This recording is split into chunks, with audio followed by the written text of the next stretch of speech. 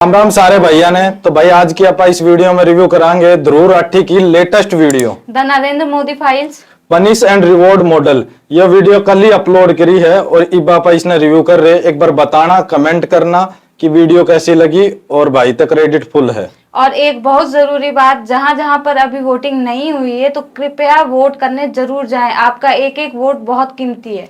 तो हाँ गाइज, ये सबसे पहला है, अपना एक वोट बहुत कीमती है देश खातर, तो वोट जरूर करें। बाकी ये वीडियो कैसी लगी, भाई के पॉइंट कैसे लगे, कमेंट में जरूर बताइए।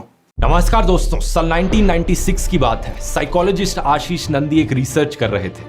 इस सिलसिले में उनकी बात नरेंद्र मोदी से हुई। आशीष नंदी ने नरेंद्र मोदी का एक इंटरव्यू लिया जो कई घंटों तक चला, और जब यह इंटरव्यू खत्म हुआ आशीष नंदी अंदर तक हिल गए थे। ऐसा क्या पता चला उन्हें नरेंद्र मोदी की मानसिकता के बारे में जिसने उनके होश उड़ा दिए। पिछले वीडियो मैंने आपको बताया था व्हाट्सएप और मीडिया पर नरेंद्र मोदी की क्या तस्वीर आपको दिखाई जाती है, क्या झूठी इमेज आपके सामने बनाई जाती है। आज के वीडियो में दोस्तों उनकी असल जिंदगी के बारे में जानते हैं। क्या है उनकी असली पर्सनैलिटी और उनकी असली मानसिकता। आप में से जो लोग नरेंद्र मोदी को अभी भी सपोर्ट करते हैं उनकी भयंकर तरीके से आंखें खुलने वाली हैं।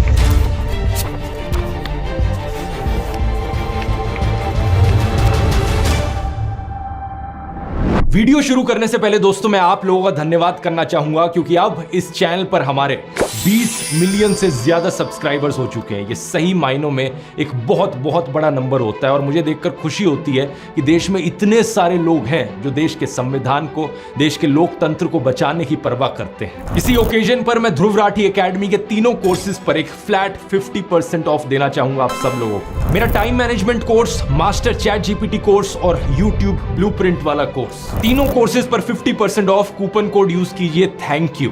ये एक लिमिटेड ऑफर है जो आप में से पहले 1000 लोगों के लिए वैलिड है, तो जल्दी से जाकर चेकआउट कर सकते हैं। इन तीनों कोर्सेज का QR कोड यहाँ आपको स्क्रीन पर मिल जाएगा या इनका लिंक नीचे डिस्क्रिप्शन में भी देख सकते हैं। अब टॉपिक पर आते हैं। शुरुआत एक बार फिर से उनके बचपन से करते हैं दोस्तों। नरेंद्र मोदी की पढ़ाई हुई थी भगवताचार्य नारायणाचार्य स्कूल में। उनके संस्कृत के टीचर प्रहलाद पटेल ने बताया कि वो एक एवरेज स्टूडेंट थे। उनके बायोग्राफर निलंजन मुखोपाध्याय ने भी यही बात कही। लेकिन दिलचस्प बात सुनिए, उन्हें स्कूल के नाटकों में एक्टिंग करना बहुत पसंद था, लेकिन अगर मेन रोल ना मिले तो उस नाटक में एक्टिंग करने से ही मना कर देते थे। 8 साल की उम्र में ही वो RSS के संपर्क में आ गए थे। साल 1958 में दिवाली के दिन वो वडनगर की RSS शाखा में बाल स्वयं सेवक बने। उनके स्कूल के सहपाठी सुधीर जोशी ने बताया कि शाम को स्कूल के बाद वो घर पर किताबें रखते और सीधा शाखा चले जाते। इसके बाद 1972 में 22 साल की उम्र में नरेंद्र मोदी RSS के प्रचारक बने और 15 साल बाद 1987 में उन्हें बीजेपी में लाया गया।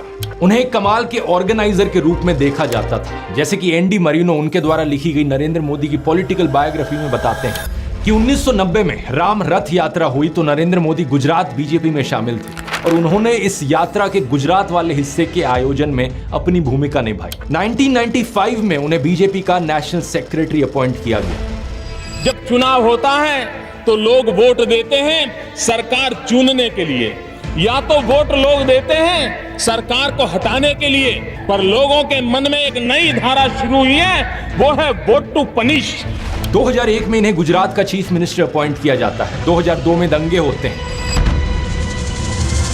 इन्हें लेकर नरेंद्र मोदी पर कई इल्जाम लगते हैं। अब इस पर अपना अलग से एक डिटेल्ड वीडियो हो सकता है, लेकिन कुल मिलाकर बात यह होती है कि इन्हें क्लीन चिट भी मिल जाती है। लेकिन तभी से एक कॉम्युनल नरेंद्र मोदी की ब्रांडिंग बनती है, एक कट्टर हिंदू नरेंद्र मोदी जो मुसलमानों के खिलाफ है। अब आप में से कुछ लोग होंगे जो इस ब्रांडिंग पर यकीन करते हैं, जो मानते हैं कि नरेंद्र मोदी इसी तरीके के कॉम्युनल इंसान है। लेकिन आप में से दूसरी तरफ कुछ लोग होंगे जो नरेंद्र मोदी को एक सेक्युलर आदमी मानते हैं कि नहीं, नरेंद्र मोदी तो सबका साथ सबका विकास में विश्वास रखते हैं। इससे फर्क नहीं पड़ता कि आप दोनों में से कौन सी कैटेगरी में हो। दोनों ही कैटेगरी के लोगों की यहाँ आंखें खुलने वाली हैं आगे की बातें सुनकर। क्योंकि देखो, वैसे तो नरेंद्र मोदी मटन और मछली पर बहुत शोर मचाते हैं अपने भाषणों में।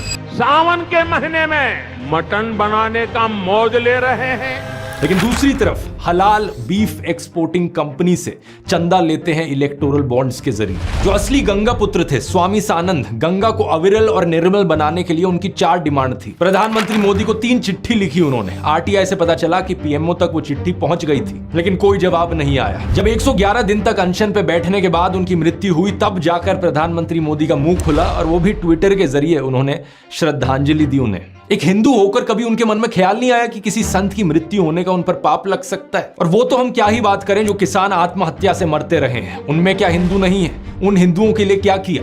प्रज्वल रेवन्ना की उन वीडियोस में 2900 से ज्यादा महिलाओं का यौन शोषण देखने को मिला। उनमें भी तो कई हिंदू औरतें थी। जो महिला पहलवान बृजभूषण सिंह के खिलाफ धरने पर बैठी थी, वो भी हिंदू थी। उनका क्या? कोई भी व्यक्ति चाहे वो कितना भी बड़ा क्यों ना हो, अगर वो महिलाओं के सम्मान के साथ खिलवाड़ करता है तो उसे बख्शा नहीं जाना चाहिए। प्रधानमंत्री मोदी तो प्रज्वल रेवन्ना के लिए वोट मांग रहे थे और अब बृजभूषण सिंह के बेटे को टिकट भी दे दिया। एनडीए के सिर्फ प्रज्वल रेवन्ना, इनके लिए आपका हर वोट मोदी को मजबूती देगा। अब कुछ हमारे देश में ब्रेन वॉश लोगों का एक सेक्शन है जिन्हें इन चीजों से फर्क नहीं पड़ता। उन्हें नहीं फर्क पड़ता कि उनके घर की महिलाओं को सुरक्षा मिल रही है नहीं मिल रही, उनके बच्चों को शिक्षा मिल रही है नहीं मिल रही, रोजगार है नहीं है। उन्हें बस चाहिए कि मुसलमानों की ऐसी तैसी की जाए। और इन्हीं लोगों को मनाने के लिए नरेंद्र मोदी के हिंदू मुसलमान वाले भाषण होते हैं। कभी मोदी कहते हैं कि कपड़े देखकर दंगाइयों को पहचाना जा सकता है। ये आग लगाने वाले कौन है वो उनके कपड़ों से ही पता चल जाता है। तो कभी अमित शाह एक भाषण में मुसलमानों के खिलाफ डॉग विस्लिंग करते हैं। कहते हैं कि 2002 में उन्होंने दंगे की और नरेंद्र मोदी ने उन्हें सबक सिखाया। प्रधानमंत्री मोदी को इस सब की कोई हिचक नहीं है कि मैं प्रधानमंत्री हूं, मेरे पद की कोई गरिमा है, इस सब से कुछ फर्क नहीं पड़ता। खुल्लम खुल्ला कम्युनल बेशर्मी के साथ वो भाषण देते हैं। ये भाषण दिया था उन्होंने राजस्थान में, जहां मुसलमानों के खिलाफ नफरत फैलाकर वोट मिलने थे। इसका मतलब ये संपत्ति इकट्ठी करके किसको बांटेंगे? जिनके ज्यादा बच्चे हैं उनको बांटेंगे, घुसपैठियों को बांटेंगे। लेकिन कहानी में अब ट्विस्ट देखिए। बिहार में समीकरण कुछ और थे, तो वहां मोदी शांति दूत बन गए। ये बोलने लगे कि मैं देश को धर्म के नाम पर नहीं बंटने दूंगा। मैं जब तक जिंदा हूं, मैं धर्म के आधार पर इस देश को बांटने नहीं दूंगा। अलीगढ़ की रैली में भी मुस्लिमों के हितैषी बनकर आए थे। बोलने लगे कि कांग्रेस और समाजवादी पार्टी ने मुसलमानों के लिए कुछ नहीं किया है। कांग्रेस, सपा जैसी पार्टियों ने और मुसलमानों के राजनीतिक, सामाजिक, आर्थिक उत्थान के लिए कभी कुछ नहीं किया। और 14 मई को तो इंटरव्यू में ये तक कह डाला कि जिस दिन मैं हिंदू मुस्लिम करूंगा उस दिन मैं सार्वजनिक जीवन में रहने के योग्य नहीं रहूंगा। मैं जिस दिन हिंदू मुसलमान करूंगा ना, उस दिन मैं सार्वजनिक जीवन में रहने योग्य नहीं रहूंगा। मैं हिंदू मुसलमान नहीं करूंगा, ये मेरा संकल्प है, ये तक कह डाला। और मैं हिंदू मुसलमान नहीं करूंगा, ये मेरा संकल्प है। आप में से कुछ लोग ये देखकर कंफ्यूज हो रहे होंगे, यार ये कैसे हो सकता है? मोदी कॉम्युनल है या सेक्युलर है, या फिर इन्हें अब कोई स्प्लिट पर्सनैलिटी डिसऑर्डर हो गया है? ऐसा नहीं है, इनके ये दो चेहरे हमेशा से ही रहे हैं। 2014 के इस ट्वीट को देखिए, सेक्युलरिज्म हमारे खून में है, नरेंद्र मोदी कह रहे हैं। 2020 में अमित शाह ने एक टीवी इंटरव्यू में कहा था कि वो भारत को हिंदू राष्ट्र की तरह नहीं देखते, सभी को अपने धर्म का पालन करने की सुविधा है और देश की सरकार का एक ही धर्म हो सकता है, हमारा संविधान। कि आज की बीजेपी, क्या ये मोदी सरकार भारत को हिंदू राष्ट्र के तौर पे देखती? जरा भी नहीं। हम संविधान को मानते हैं। इस देश में हर पंथ के लोगों को अपने पंथ का अनुपालना करने की संपूर्ण सुविधा है। पीएम मोदी इस्लाम और प्रॉफिट मोहम्मद की तारीफ में बोले हैं, कहा है कि अल्लाह के 99 नाम में से कोई भी हिंसा के लिए नहीं है। इस्लाम का संदेश है शांति, ऐसा इनका कहना था। सभी माइनॉरिटीज भारत का अटूट हिस्सा है। हमारे घर में ईद भी मिलती थी। मेरे घर में ईद के दिन खुद का खाना नहीं पकता। सारे मुस्लिम परिवारों से मेरे यहाँ खाना आ जाता था। जब मुहर्रम निकलता था तो हमारा कंपल्सरी होता था कि उससे नीचे से निकलो, जैसे परिक्रमा करते हैं ना मंदिरों, ताजिए के नीचे। हाँ, तो ताजिए के नीचे से निकलो, हमें सिखाया जाता था। आप यहाँ पैटर्न ढूंढने की कोशिश करो दोस्तों, क्योंकि बात यहाँ सिर्फ हिंदू और मुसलमान की नहीं है। जहाँ सिखिज्म से फायदा हो वहां ये पगड़ी बांधकर गुरुद्वारे में दाल बनाते हुए और लंगर सर्व करते हुए दिखते हैं मोदी। अभी कुछ दिन बाद पंजाब में भी तो चुनाव होने हैं। पत्रकार साक्षी जोशी ने इनके पुराने नाते वाले बयानों का एक बड़ा अच्छा कंपाइलेशन बनाया था। नरेंद्र मोदी ने एक बार कहा था, भगवान बुद्ध के साथ इनका सुखद संबंध है। भगवान बुद्ध के साथ मेरा एक और संबंध भी है, जिसमें अद्भुत संयोग भी है और जो बहुत सुखद भी है। और एक बार इन्होंने कहा, बोहरा मुसलमानों के साथ इनका पुराना रिश्ता है। साथियों, बोहरा समाज के साथ मेरा भी रिश्ता बहुत पुराना है। इतना ही नहीं, ईसाइयों के साथ भी इनका बहुत पुराना और आत्मीय नाता है। क्रिश्चियन कम्युनिटी के साथ तो मेरा संबंध कोई नया नहीं है, बहुत पुराना बड़ा आत्मीय नाता रहा है। एक बार इन्होंने कहा कि जीवन का एक महत्वपूर्ण कालखंड इन्होंने आदिवासियों के बीच बिताया है। जीवन का एक महत्वपूर्ण कालखंड मैंने आदिवासियों के बीच में बिताया है। तो एक बार कहा, बलिया के साथ भावुक रिश्ता है इनका। बलिया से मेरा एक भावुक रिश्ता पंजाब के साथ भी इनका विशेष नाता रहा है और चीन के साथ भी इनका विशेष नाता रहा है। पंजाब के साथ मेरा विशेष नाता रहा है। चीन के साथ मेरा निजी रूप से भी एक विशेष नाता है। फ्रांस के साथ भी इनका पुराना नाता रहा है और यदुवंश के साथ भी इनका रिश्ता नाता है। मेरा खुद का व्यक्तिगत रूप से फ्रांस के प्रति लगाव बहुत पुराना रहा है। अरे यदुवंश के साथ तो हमारा रिश्ता है, हमारा नाता है। बंगाल से नाता जोड़ने के लिए इन्होंने कहा कि बचपन में ये कोलकाता की मेट्रो देखने आए थे। मैं बचपन में जब पहली बार कोलकाता आया तो एक आकर्षण था, जरा मैं मेट्रो देखूं। प्रॉब्लम बस ये है कि कोलकाता मेट्रो 1984 में शुरू हुई थी जब ये 34 साल के थे। अब बताओ दोस्तों, 34 साल का कोई बच्चा देखा है आपने कभी? अपने भाषणों में नाता जोड़ने के लिए ये तक कहने लगे कि मैं अगला जन्म बंगाल में लूंगा। अगले जन्म में बंगाल की किसी माँ के गोद से पैदा होने वाला हूँ। उड़ीसा में जाकर कहते हैं कि उड़ीसा को देश का नंबर 1 राज्य बनाएंगे और कर्नाटका में जाकर कहते हैं नहीं, हम कर्नाटका को देश का नंबर 1 राज्य बनाएंगे। उड़ीसा को देश का नंबर 1 राज्य बना सकते हैं। कर्नाटका को पूरे देश का नंबर 1 राज्य बनाने का लिए। बात समझ रहे हो ना दोस्तों? वोट पाने के लिए जहां जो बोलना पड़े वो बोला जाता है। हर एक राज्य में एक इमोशनल कनेक्ट बनाने के लिए वहां के लोगों के साथ एक नाता निकल कर आ जाता है। पूरे देश में यही स्ट्रैटेजी चलाई जाती है। उत्तर प्रदेश में बीजेपी गौ माता के नाम पर लोगों को इमोशनल करती है। ये कहते हैं कि गौ हत्या को अगर रुकवाना है तो हमें वोट करो। केरला में जाकर इसका उल्टा कहते हैं, अगर क्वालिटी बीफ चाहिए आपको तो हमें वोट करो। जब गोवा की बात हुई तो 2015 में अमित शाह ने खुद कहा था कि इनका देश भर में बीफ बैन करने का कोई प्लान नहीं है। अब जनता के लिए अच्छे काम करना यह भी एक तरीका है सत्ता हासिल करने का, लेकिन इतनी मेहनत कौन करे? काम के नाम पर या तो लोगों को सपने दिखाए जाते हैं या फिर नौटंकियां करी जाती हैं। गुजरात मॉडल, अच्छे दिन, गंगा नदी की सफाई, 100 स्मार्ट सिटीज, काला धन वापस लाओ, ये कुछ ऐसे सपने थे जिनकी एक्सपायरी डेट रीच हो चुकी है। डिमोनेटाइजेशन को देखो, 2016 में अमित शाह ने कहा था कि ये काले धन के खिलाफ सर्जिकल स्ट्राइक है। अगर ऐसा है तो नोटबंदी के नाम पे वोट क्यों नहीं मांगते लोगों से? 3 फार्म लॉज को याद करो। प्रधानमंत्री मोदी ने कहा था कि ये ऐतिहासिक चीज है किसानों के लिए। फिर जब मोदी सरकार ने इन्हें वापस लिया तो गोदी मीडिया वाले कह रहे थे कि ये मास्टर स्ट्रोक है इन्हें वापस लेना। तो अब वोट क्यों नहीं मांग रहे इस चीज पर? ना तो कृषि कानूनों पर वोट मांग रहे हैं, ना इनके वापस लेने पर वोट मांग रहे हैं। किसानों की आय दुगनी करने की बात करी थी इन्होंने, क्या हुआ उसका? 2014 से पहले नारा लगाया जाता था, ना खाऊंगा ना खाने दूंगा। और मेरा तो मंत्र है, न खाऊंगा न खाने दूंगा। कहते थे कि संसद को गंगा की तरह पवित्र कर देंगे। कभी आपने इस नारे को दोबारा सुना इनके मुंह से? अरे महंगाई के बारे में नरेंद्र मोदी कहा करते थे, प्रधानमंत्री के मुंह से महंगाई का म भी नहीं निकलता। प्रधानमंत्री यहाँ आए थे, लेकिन प्रधानमंत्री महंगाई का म बोलने के लिए तैयार नहीं है, महंगाई का म बोलने के लिए तैयार नहीं। इन्होंने ही नारा दिया था, बहुत हुई महंगाई की मार, तो अब महंगाई को कंट्रोल करने पर वोट क्यों नहीं मांग रहे? नरेंद्र मोदी खुद को गंगा पुत्र कहा करते थे, तो अब नमामि गंगे के नाम पर वोट क्यों नहीं मांग रहे? क्यों नहीं मांग रहे वोट काम पर? ये मेक इन इंडिया का शेर याद है दोस्तों? अब तो ये शेर कहीं नहीं दिखाई देता किसी चुनावी पोस्टर पर। Make in India, made in India, आदर्श गांव, smart city, bullet train, 15 lakh, skill India, Mudra loan, look east policy, करोड़ों रोजगार, नारी शक्ति, बेटी बचाओ बेटी पढ़ाओ, कोरोना, अग्निवीर। अरे कुछ तो ऐसा होगा जिसके दम पर चुनाव लड़ सको। राहुल गांधी ने तो नरेंद्र मोदी को ओपन डिबेट के लिए भी चैलेंज कर दिया है। इतना अच्छा मौका है कि राहुल गांधी के साथ 1-on-1 डिबेट करें और बता दे लोगों को, देश की जनता को दिखा दें कि इन्होंने 10 साल में कितना काम किया है। लेकिन ना तो इन्होंने कोई प्रेस कॉन्फ्रेंस करी इन 10 सालों में, ना कोई अनस्क्रिप्टेड इंटरव्यू किया जिसमें कोई खुलकर सवाल पूछ सके इनसे। तो कहां से इनमें हिम्मत होगी एक डिबेट करने की? I'll have to rest. Portable water.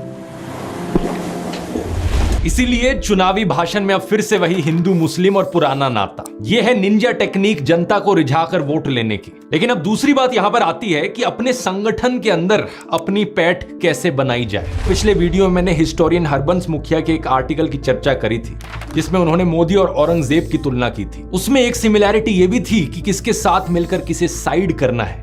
यह बात औरंगजेब भी अच्छे से जानता था और नरेंद्र मोदी भी। कई सीनियर बीजेपी लीडर्स के साथ बातचीत के आधार पर कैरेवान में ये रिपोर्ट छपी थी जिसमें बताया गया कि कैसे नरेंद्र मोदी ने केशुभाई पटेल के साथ मिलकर शंकर सिंह वगेला को बाहर किया, फिर बीजेपी की नेशनल लीडरशिप की मदद से केशुभाई पटेल को ही बाहर कर दिया। हरबंस मुखिया बताते हैं कि जब अटल बिहारी वाजपेयी ने राजधर्म निभाने को कहा मोदी को, तो उन्होंने लाल कृष्ण आडवाणी के साथ नजदीकियां बढ़ानी शुरू कर दी और बाद में जाकर आडवाणी को ही आइसोलेट कर दिया। ऐसे ही 2014 में जसवंत सिंह को टिकट नहीं मिलने दी। 2014 में मुरली मनोहर जोशी को उनकी टिकट वाराणसी से हटाकर कानपुर भेज दिया गया और 2019 में कहा कि अब आप भी अडवाणी जी के साथ विश्राम कीजिए। एनडीटीवी की वेबसाइट पर सिद्धार्थ वरदराजन का 2015 का यह आर्टिकल देखिए, जिसमें बताया गया कि मौजूदा फॉरेन सेक्रेटरी सुजाता सिंह को समय से पहले रिटायर करवाया गया और एस जयशंकर को सीधा फॉरेन सेक्रेटरी बनाया गया और फिर वो विदेश मंत्री भी बन गए। इसमें यह भी बताया है कि कैसे सुषमा स्वराज को विदेश नीति के की डिसीजन से बाहर रखा जाने लगा था।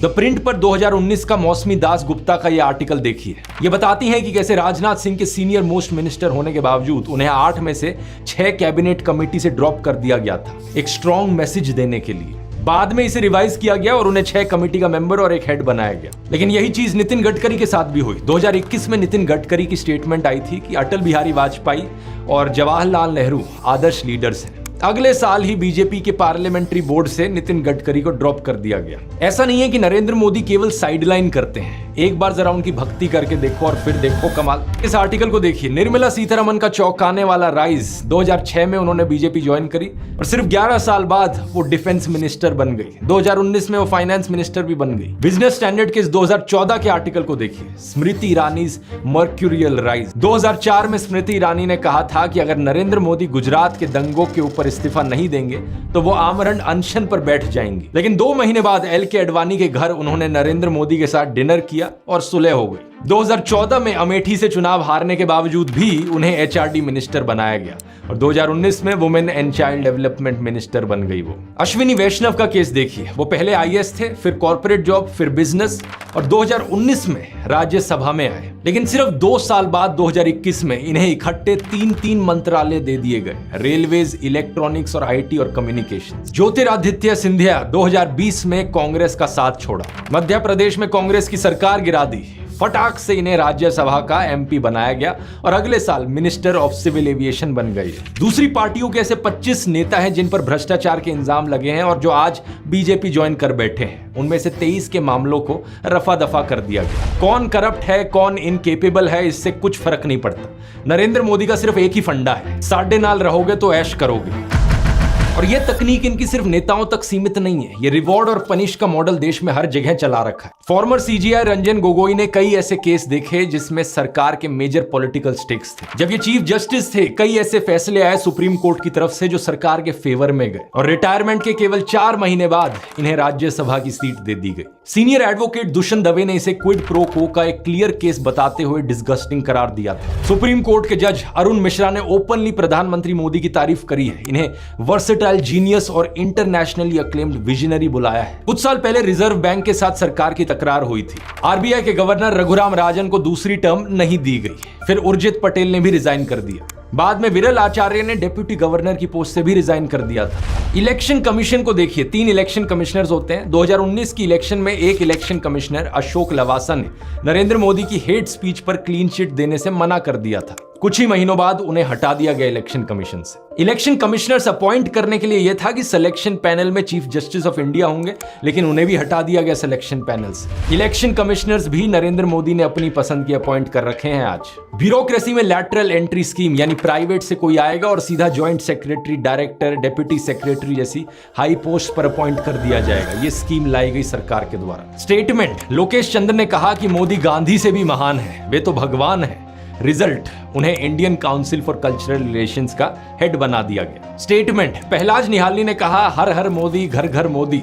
रिजल्ट। उनके जैसे बी ग्रेड फिल्म मेकर को सीबीएफसी का चेयरमैन बना दिया गया। उसके बाद हमने ये भी देखा कि उनके समय कितनी प्रॉब्लम्स हुई। यूनिवर्सिटीज को भी नहीं छोड़ा गया। गजेंद्र चौहान, इन्होंने बस युधिष्ठिर का एक रोल किया था और उसके बाद सैकड़ों बी ग्रेड फिल्में करी थी। लेकिन मोदी के लिए इन्होंने कैंपेन किया तो एफटीआईआई पुणे जैसे प्रीमियर इंस्टीट्यूट का इन्हें चेयरमैन बना दी। इसके लिए आईएनबी मिनिस्ट्री ने सजेशंस की एक लिस्ट भी रखी थी जिनमें महान फिल्म मेकर्स के नाम थे। श्याम बेनेगल, विदु विनोद चोपड़ा, रजनीकांत का नाम था, अमिताभ बच्चन का नाम था। लेकिन मोदी सरकार ने अपॉइंट किसे किया? गजेंद्र चौहान को, केवल और केवल मोदी की चाटुकारिता के लिए। 139 दिन तक FTII के छात्रों ने इसके खिलाफ स्ट्राइक भी करी थी। ये बात केवल नेताओं, मंत्रियों, सरकारी एजेंसियों, ऑफिसर्स और एजुकेशन इंस्टीट्यूट्स पर नहीं रुकती है। इन्हें मीडिया भी अपनी मुट्ठी में चाहिए। कोई मीडिया आउटलेट इनसे सवाल करेगा तो रेड हो जाएगी। NDTV के बिकने से पहले उस पर CBI रेड हुई थी। न्यूज लॉन्ड्री पर इनकम टैक्स सर्वे हुआ, BBC इंडिया पर रेड हुई, द वायर पर रेड हुई। और दूसरी तरफ गोदी मीडिया है जो इनकी तारीफ करेगा, अपने चैनल पर रोज मोदी मोदी मोदी का गाना गाता रहेगा। उन्हें सरकारी विज्ञापन मिलेंगे, उनके साथ मोदी जाकर इंटरव्यू करेंगे। NDTV इतने सालों से एक बड़ा न्यूज चैनल रहा था, लेकिन आज तक नरेंद्र मोदी की हिम्मत नहीं हुई थी NDTV को इंटरव्यू देने की। लेकिन अब जब अडानी ने NDTV को खरीद लिया है, अब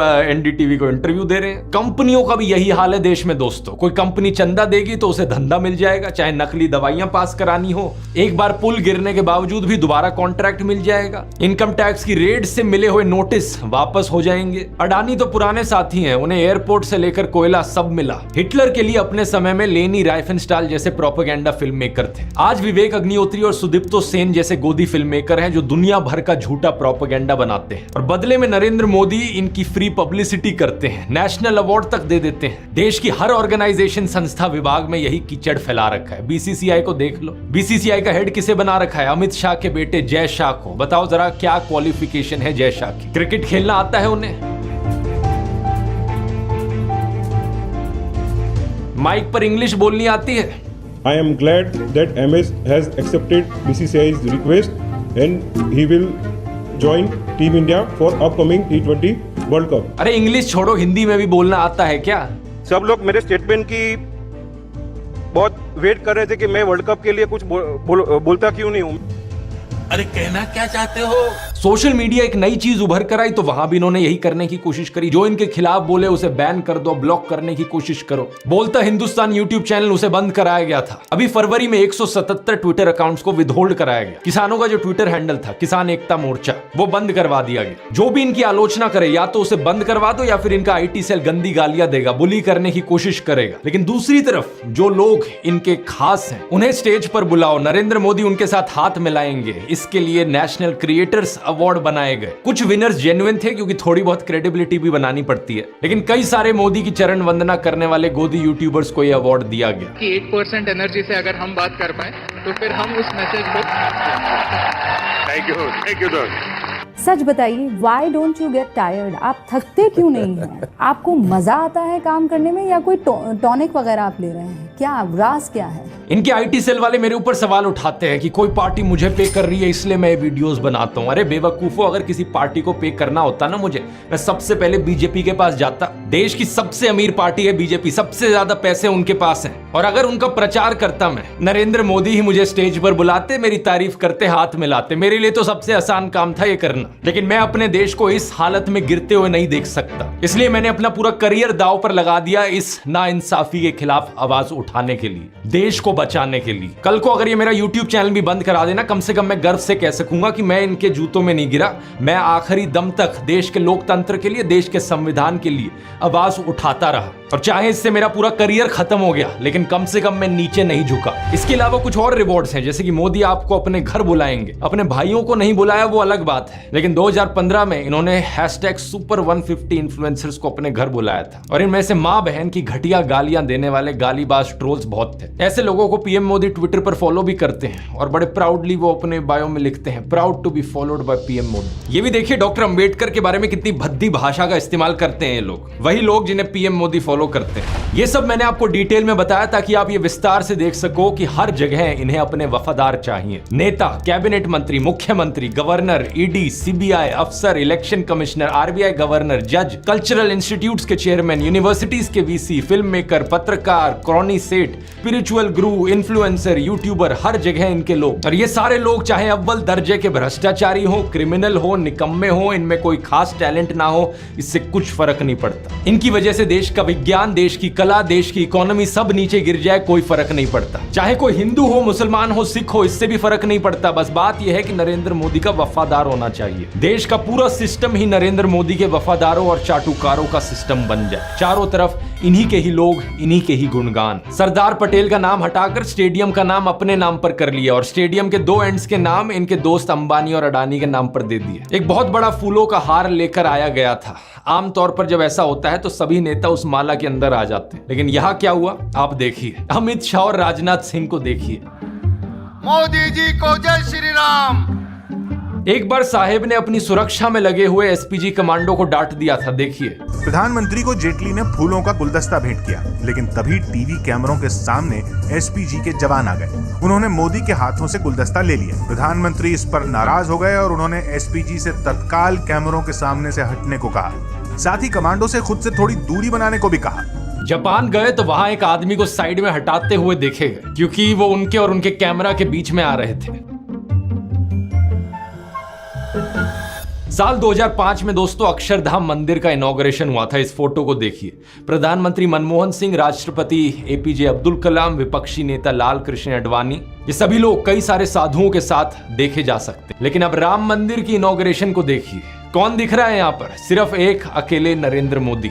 सिक्योरिटी वालों को भी दूर कर दिया। न्यूज लॉन्ड्री ने एक रिपोर्ट की जिसमें दिखाया गया कि कैसे गांधी दर्शन म्यूजियम, गांधी स्मृति केंद्र और खादी ग्रामोद्योग जैसी अलग अलग साइट्स पर नरेंद्र मोदी के फोटोज और कोट्स घुसाए हैं। यहाँ जगह जगह लिखा हुआ है गांधी दर्शन, लेकिन यहाँ आकर पता चलता है कि गांधी दर्शन कम है, यहाँ मोदी जी के दर्शन ज्यादा हो रहे हैं। लेकिन ठीक अगर इसके आप ऊपर देखेंगे तो इस तस्वीर में यहाँ गांधी जी हैं और यहाँ प्रधानमंत्री नरेंद्र मोदी। तस्वीर में पीएम मोदी फोटो है इतनी बड़ी, वहीं गांधी जी इतने से। ओलंपिक पदक विजेताओं का सम्मान समारोह हुआ तो उसका पोस्टर देखिए। ये लेफ्ट में है मेडल जीतने वाले और फोटो के राइट में नरेंद्र मोदी की फोटो। सरकारी स्कीम से लेकर सड़कों और अस्पतालों के नाम नरेंद्र मोदी के नाम पर है। नमो किसान सम्मान दिवस, नमो फ्री डायलिसिस सेंटर, नमो डे केयर सेंटर, नमो mobile health care units, Narendra Modi medical college, Narendra Modi मार्ग, मोदी आवास घरकुल योजना। 2013 में बतखों के साथ फोटोशूट। कभी मोर को दाना खिलाने का वीडियो बन रहा है, कभी मॉर्निंग एक्सरसाइज का वीडियो बन रहा है, तो कभी बीच वाला फोटोशूट, जिम वाला फोटोशूट, जंगली सफारी करते हुए फोटोशूट, फोटो खींचते हुए फोटोशूट। आत्ममुग्ध होने का इससे बड़ा उदाहरण क्या होगा कि मुफ्त राशन के थैलों से लेकर कोविड वैक्सीन के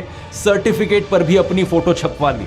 लोग कह रहे हैं कि इन्हें प्रधानमंत्री बनना है, लेकिन प्रधानमंत्री तो ये 10 साल से बने हुए हैं। इनके दिमाग में कुछ और ही है। प्रशांत किशोर ने पहले इंडियन एक्सप्रेस के साथ और रिसेंटली संदीश भाटिया के साथ इंटरव्यू में कुछ ऐसी ही बात कही थी कि बीजेपी को केवल आपका वोट नहीं चाहिए, बल्कि आपके दिमाग का पूरा कंट्रोल इन्हें चाहिए। ये चाहते हैं कि आप इनकी पूजा करो। प्रॉब्लम ये है कि मतलब BJP wants more than your vote. एक आइडियोलॉजिकल इम्प्रिंट छोड़ना चाहते हैं, वो आप पर एक साइकोलॉजिकल डोमिनेंस चाहते हैं। भाई आपको मेरा वोट चाहिए या नहीं चाहिए वो कहानी हो गई। अब उसके बाद है कि आपने मुझे वोट दे दिया, अच्छा पूजा भी आप इनकी करो, कपड़े ऐसे पहनो, खाना ये खाओ। वीडियो के शुरू में मैंने बताया था साइकोलॉजिस्ट आशीष नंदी के बारे में। उन्होंने इतने साल पहले जब नरेंद्र मोदी का इंटरव्यू लिया तो वो क्यों हिल गए थे? क्योंकि उन्होंने देखा, उनके खुद के शब्दों में, नरेंद्र मोदी फैसिस्ट की डायग्नोस्टिक कैटेगरी में आ रहे थे। उनके अंदर आशीष नंदी ने अथॉरिटेरियन पर्सनैलिटी के सभी ट्रेट्स देखे। प्यूरिटैनिकल रिजिडिटी यानी शुद्धतावादी कठोरता, एक संकुचित इमोशनल जीवन, अपने स्वयं के जुनून का डर, और चौथा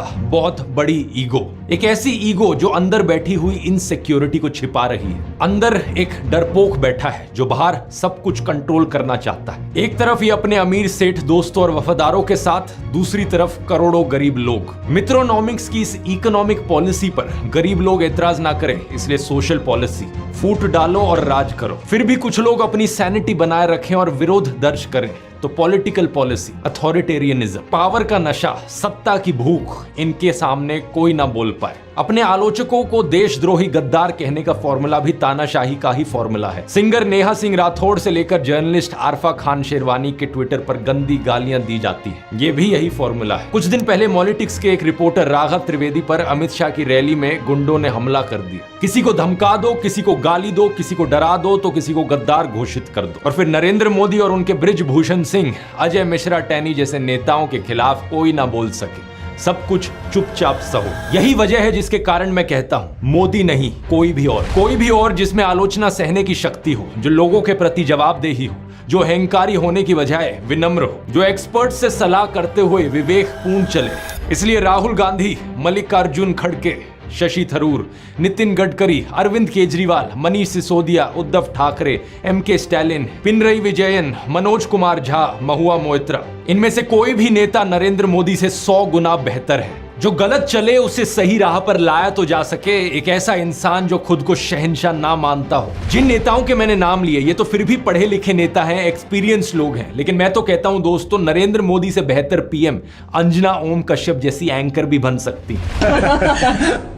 मजाक नहीं कर रहे हैं यहाँ पे। क्या बात कर रहे हैं? खुद ही सोचकर देखो, कम से कम अंजना ओम कश्यप इस अहंकार में तो नहीं होंगी कि मुझे सब पता है। कम से कम बाकी कैबिनेट मिनिस्टर, ब्यूरोक्रेट्स, एक्सपर्ट से सलाह करेंगी, वो प्रेस कॉन्फ्रेंस करेंगी, पूरे देश को एक चाटुकारों का देश नहीं बना देंगी, अपने खिलाफ बोलने वालों को गद्दार नहीं कहेंगी। लेकिन ये जो नरेंद्र मोदी और कंगना रनौत जैसी टाइप की पर्सनैलिटी के लोग होते हैं, ये सबसे खराब लोग होते हैं देश के लीडर्स बनने के लिए। आंखें खोल लीजिए, हमें देश के लोकतंत्र को बचाना है, देश के संविधान को बचाना है, और यहाँ भारतीय जनता पार्टी को भी बचाना है इस तानाशाही से। इनकलाब जिंदाबाद, जय हिंद।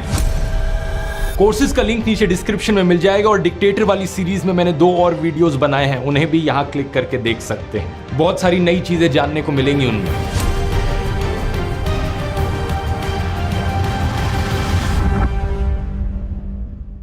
वोट बहुत कीमती है देश खातर, तो वोट जरूर करें। बाकी ये वीडियो कैसी लगी, भाई के पॉइंट कैसे लगे, कमेंट में जरूर बताइए।